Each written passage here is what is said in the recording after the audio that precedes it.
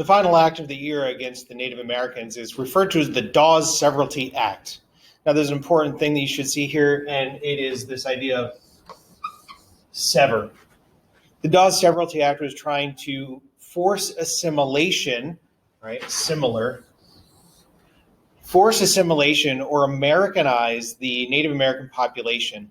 The term that they used is unfortunate, and that was kill the Indian but save the man. Stop allowing Native Americans to act like Native Americans and start forcing them to act like the dominant white society.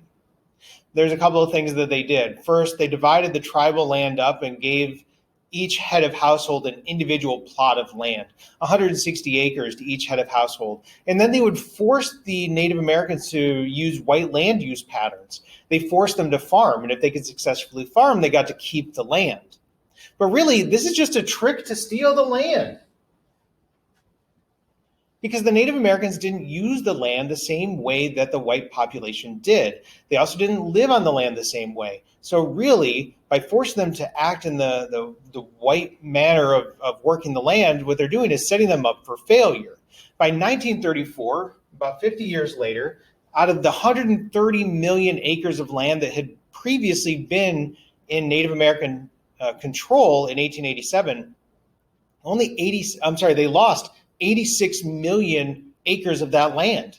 The vast majority of the land went to white settlers who were moving out into the West. And I didn't even mention the Carlisle Indian schools, which were created at this time, where they would actually take Native American children from the West, force them into Eastern schools run by white folk, and force them to learn English and act in a white manner and dress and learn trades, intentionally designed to destroy the very culture that made them Native American, right? The Dawes Severalty Act, kill the Indian, save the man, force assimilation, and try to get rid of the Native Americans not through violence, but by forced cultural extermination.